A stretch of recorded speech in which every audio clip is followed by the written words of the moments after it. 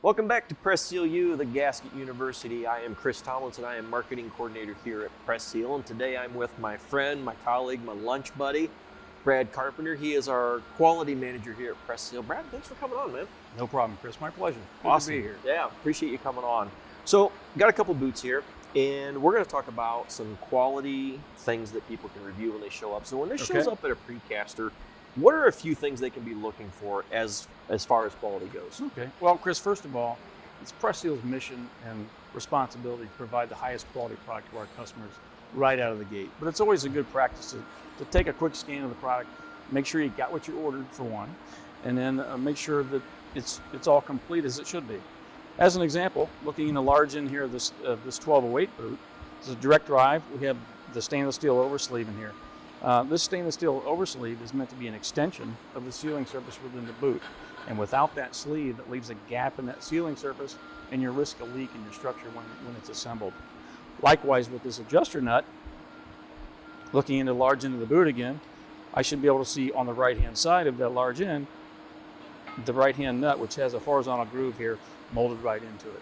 If that nut is in backwards, it's going to adjust exactly opposite during installation, which is not a good thing for the assembly as well. Okay, so you're talking about that nut there. So literally that groove has to be to the right when you're looking at the band from that end. Okay, yep, awesome, great. So when you were pointing at the direct drive, I was kind of looking it over there, and I noticed that there's a yellow marking here, and I noticed some molded text on the edge of the boot here, and even some molded text on the band. Can you talk to us about those? Right. Well, this is the nylon band version. And just with the direct drive, the nylon band orientation of the band within the boot is critical, of course. So again, we're looking for the oversleeve. The oversleeve is a little harder to see in this case because it's a black thermoplastic material. So it's a little harder to see, but you can see there the edge of it is visible.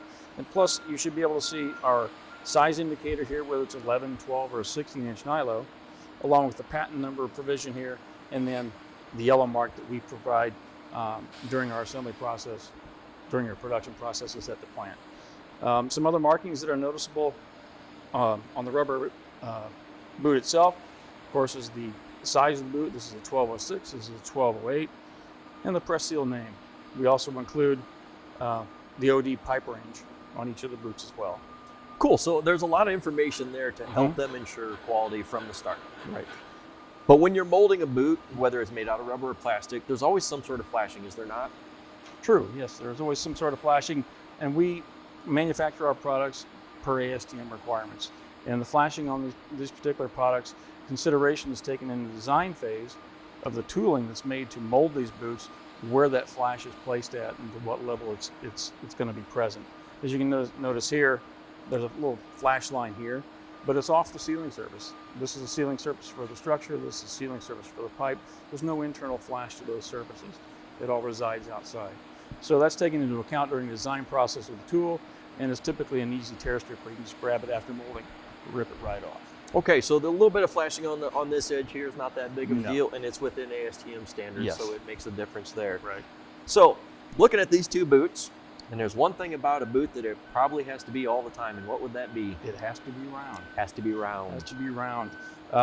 As you can imagine, the hole itself, whether it's a cord hole or a cast-in hole in the structure, it has to be round as well. Any ovality or misshapenness of the boot, if the boot gets dropped or run over in the yard by a vehicle or something of that nature, is going to affect its ability to seal properly. Sure, makes perfect sense. So we've got round boots, we've got markings to indicate which way certain things should go, so that way we understand where they're at. We've got markings on the actual boot telling us what size it is, and we're always ensuring that we have the right boot when it arrives at our facility. Correct. Makes perfect sense. Hey, Brad, thanks for coming on. I appreciate it. It was a good time. And thank you for watching, and come back soon for another episode of Press Seal U, where you are the reason we are in business.